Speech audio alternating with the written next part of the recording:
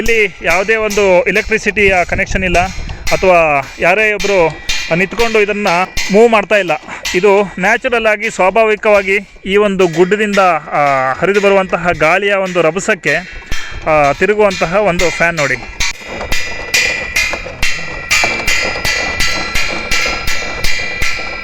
Hello, hi, ನಮಸ್ಕಾರ. ನೀವು ನೋಡ್ತಾ ಇದ್ದೀರಾ ಮಸಾಲಾ ಚಾಯ್ ಮೀಡಿಯಾ. ಇವತ್ತು ಒಂದು ಗದ್ದೆಗೆ ನಾವು ಹೀಗೆ ಭೇಟಿ ಕೊಡ್ತಾ ಇದ್ದಾಗ ನಮಗೆ ಅಲ್ಲಿ ಪ್ರಾಣಿಗಳಿಂದ ಬೆಳೆಯನ್ನು ಕಾಪಾಡ್ಕೊಳ್ಳೋಕ್ಕೆ ಒಂದು ತಮ್ಮದೇ ಆದಂತಹ ಒಂದು ತಂತ್ರಜ್ಞಾನವನ್ನು ಅವರು ಡೆವಲಪ್ ಮಾಡ್ಕೊಂಡಿದ್ರು. ಆ ಒಂದು ಚಿಕ್ಕ ಪ್ರಾಜೆಕ್ಟನ್ನು ನೋಡಿ ಶಾಬಾಷ್ ಅಂತ ಮನಸ್ಸಲ್ಲಿ ಅನಿಸೋಯ್ತು ನನಗೆ. ಅಂತಹ ಒಂದು ಚಿಕ್ಕ ಒಂದು ತಂತ್ರಜ್ಞಾನ ಬಟ್ ಬಹಳ ಇಫೆಕ್ಟಿವ್ ಆಗಿರುವಂತಹ ಒಂದು ಪ್ರಾಜೆಕ್ಟನ್ನು ನಾನು ನಿಮಗೆ ತೋರಿಸ್ತೀನಿ. ಬನ್ನಿ ಗದ್ದೆಗೆ ಎಂಟ್ರಿ ಕೊಡೋಣ ಇವಾಗ. ಇದು ಸಿದ್ದಾಪುರ ತಾಲೂಕಿನ ಹೆಗ್ಗರಣಿ ಅನ್ನುವಂಥ ಒಂದು ಗ್ರಾಮ. ಈ ಒಂದು ಭಾಗ ಇರೋದು ಹೊನ್ನಾಲೆ ಗದ್ದೆ. ಇದು ಹೆಗ್ಗರಣಿಯಿಂದ ಕೆಲವು ಕಿಲೋಮೀಟರ್ಗಳ ಮೊದಲಿರುವಂಥದ್ದು. ಹೆಗ್ಗರಣಿಯಿಂದ 4 ಕಿಲೋಮೀಟರು. ಹಾಗಾಗಿ ಇದು ಸಿದ್ದಾಪುರ ತಾಲೂಕಿನ ಹೆಗ್ಗರಣಿ ಹೋಗೋ ಮೇನ್ ರೋಡ್. ಇದು ಶಿರ್ಸಿ ಮತ್ತು ಹೆಗ್ಗರಣಿ ನಡುವಿನ ಮುಖ್ಯ ರಸ್ತೆಯ ಪಕ್ಕದಲ್ಲಿರುವಂತಹ ಗದ್ದೆ ಇದು.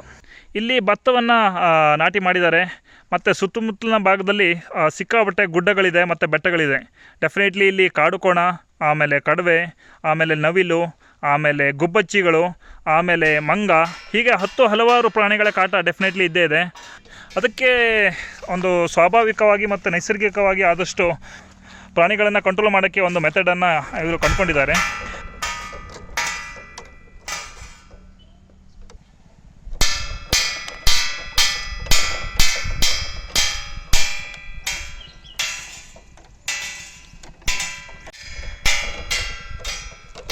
ಬನ್ನಿ ಇವಾಗ ಈ ಒಂದು ತಂತ್ರಜ್ಞಾನವನ್ನು ನೈಸರ್ಗಿಕವಾಗಿ ಹೇಗೆ ಅದನ್ನು ಮಾಡ್ಕೊಂಡಿದ್ದಾರೆ ಅನ್ನೋದನ್ನು ಇಲ್ಲಿಯ ಒಬ್ಬರು ರೈತರನ್ನೇ ಮಾತನಾಡ್ಸೋಣ. ಸರ್ ನಮಸ್ಕಾರ. ಈ ಒಂದು ಪ್ರಾಣಿಗಳ ಕಾಟದಿಂದ ತಪ್ಪಿಸ್ಕೊಳ್ಳಿಕ್ಕೆ ಒಂದು ಐಡಿಯಾವನ್ನು ಮಾಡಿದ್ದೀರಲ್ಲ, ಏನಿದು ಸ್ವಲ್ಪ ತಿಳಿಸೋಕ್ಕಾಗತ್ತಾ ಮಾಹಿತಿನ? ಇದು ಬಾಟ್ಲಿಯಿಂದ ಮಾಡಿದ್ದಾರೆ. ಪೆಪ್ಸಿ, ಕೋಕೋ ಕೋಲಾ, ಥಮ್ಸಪ್ ಈ ಥರದ್ದು ಬಾಟ್ಲಲ್ಲ ಇದು? ಓಕೆ, ಸುಮಾರು ಇದು 1 ಲೀಟ್ರನ್ನ ಬಾಟ್ಲ್ ಅನಿಸುತ್ತೆ ಅಲ್ವಾ? ಓಕೆ, ಆಮೇಲೆ ಇದು ಬಟ್ಲು. ನಾರ್ಮಲ್ ಸ್ಟೀಲ್ ಪ್ಲೇಟ್ ಅಲ್ವಾ? ಓಹೋ ಹಾಂ.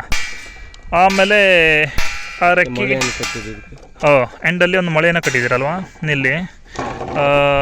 ಇಲ್ಲಿಂದ ತಂದಿರುವ ಒಂದು ರೆಕ್ಕೆ ನೋಡಿ, ಇದು ನನ್ನ ಬೆರಳನ್ನೇ ಆ್ಯಕ್ಚುಲಿ ಪುಷ್ ಮಾಡ್ತಾ ಇದೆ, ಅಷ್ಟು ಗಾಳಿ ಇದೆ ಇಲ್ಲಿ.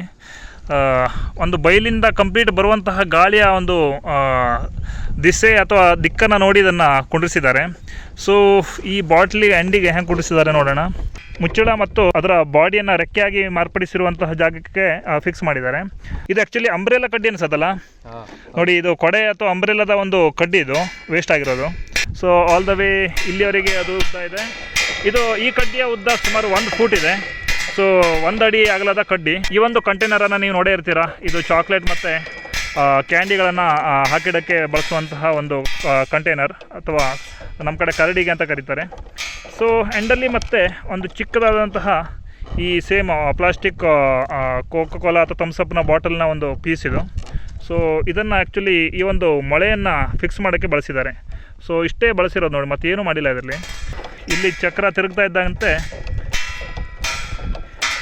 ಈ ಪ್ಲೇಟಿಗೆ ಈ ಒಂದು ಶಬ್ದವನ್ನು ಮಾಡ್ತಾ ಇರುತ್ತೆ. ಎಸ್ಪೆಷಲಿ ನೈಟ್ ಸಮಯದಲ್ಲಿ ಇದರ ಶಬ್ದ ಸ್ವಲ್ಪ ಜೋರಾಗಿರುತ್ತೇನಲ್ವಾ? ರಾತ್ರಿಯಲ್ಲಿ ತುಂಬ ವಿಶಾಲವಾಗಿರ್ತದೆ. ಸೌಂಡ್ ಏನು ಬೇರೆ ಏನು ಸೌಂಡ್ ಬರುವುದಿಲ್ಲ. ಫುಲ್ ಸೈಲೆಂಟ್ ಆಗಿರುವಂಥ ಸಮಯ. ಗಾಳಿ ಜೋರಾಗಿ ಬರ್ತಾರಲ್ಲ, ಆ ಸೌಂಡಿಗೆ ಪ್ರಾಣಿ ಬಂತು ಓಡುತ್ತೆ. ಹೌದಾ? ಓಹೋ. ಮತ್ತೆ ಈಗ ಈ ಥರದ್ದು ಇಡೀ ಗದ್ದೆಗೆ ಒಂದೇ ಇಟ್ಟಿದ್ದೀರಾ ಅಥವಾ ಬೇರೆ ಬೇರೆ ಕಡೆ ಇಟ್ಟಿದ್ದೀರಾ? ಒಂದೇ ಇಟ್ಟಿರೋದಾ? ಓಹೋ. ಹಾಗೇನೆ ನೋಡಿ, ಈ ಭಾಗದಲ್ಲಿ ಇನ್ನೊಬ್ರು ಯುವಕರು ಇದ್ದಾರೆ. ಸರ್ ನಮಸ್ಕಾರ. ನಮಸ್ತೆ ಸರ್, ನನ್ನ ಹೆಸರು ಬಾಲಚಂದ್ರ ಅಂತ. ನಾನು ಇದೇ ಊರಿನವನೇ. ಮತ್ತೆ ಈಗ ಏನಾಗಿದೆ ಅಂದ್ರೆ ಪ್ರಾಣಿಗಳ ಹಾವಳಿ ಸ್ವಲ್ಪ ಜಾಸ್ತಿ ಆಗಿದೆ. ಈಗ ಯಾವುದೇ ಬೇಲಿ ಒಂದು ಮಾಡ್ಲಿ, ಏನೇ ಮಾಡಿದ್ರು ಅದು ನಮಗೆ ಪ್ರಯೋಜನ ಆಗುದಿಲ್ಲ. ಗದ್ದೆ ಆಗ್ಲಿ ಜಮೀನಿಗಾಗ್ಲಿ ಏನಾದ್ರು ಹಾವಳಿ ಮಾಡೇ ಮಾಡ್ತಾವ, ಅಷ್ಟೊಂದು ಪ್ರಾಣಿಗಳಾಗಿದೆ. ಸೊ ಅದರಿಂದ ಈಗ ಇವರೊಂದು ಹೊಸ ಪ್ರಾಜೆಕ್ಟ್ ಮಾಡಿದ್ದಾರೆ. ನಮಗೆ ಇದನ್ನ ನೋಡ್ರೆ ತುಂಬಾ ಖುಷಿ ಆಗತ್ತೆ.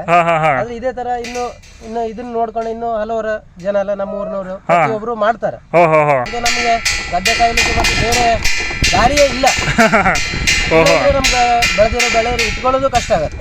ಹಾಗಾಗಿ ಹಾವಳಿ ಉಂಟು ಇಲ್ಲಿ.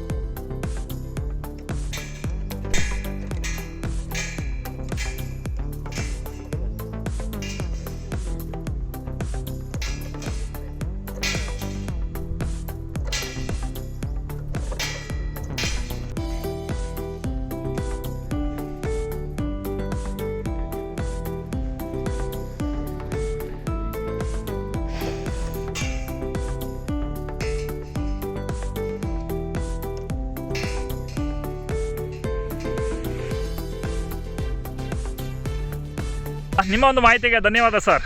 ಥ್ಯಾಂಕ್ಸ್. Thank you. ಮತ್ತೆ ಸಿಗೋಣ, ಬಾಯ್. ನೋಡಿ, ಇಲ್ಲಿಯ ಒಂದು ಮಾಲೀಕರು ಕೂಡ ಇದ್ದಾರೆ, ಈ ಒಂದು ಜಮೀನಿನ ಕಂಪ್ಲೀಟ್ ನಿರ್ವಹಣೆಯನ್ನು ಮಾಡ್ತಾ ಇರುವಂಥವ್ರು. ಧನ್ಯವಾದ ಸರ್, ನಿಮಗೂ ಕೂಡ. ಹೋಗಿ ಬರಲಾ? ಆಯಿತು. ನಾವಿಲ್ಲಿಂದ ಇವಾಗ ಹೊರಡೋಣ. ಇದು ಹೆದ್ದಾರಿಯ ಪಕ್ಕದಲ್ಲೇ ಇರುವಂತಹ ಒಂದು ಗದ್ದೆ. ಹೆಗ್ಗಣ್ಣಿಗೆ ಬಂದರೆ ನೀವು ಕೂಡ ಈ ಒಂದು ಪ್ರದೇಶಕ್ಕೆ ಭೇಟಿ ಕೊಟ್ಟು ಹೋಗ್ಬೋದು ಮತ್ತು ಈ ಒಂದು ಪ್ರಾಜೆಕ್ಟನ್ನು ಕೂಡ ನೋಡ್ಬೋದು.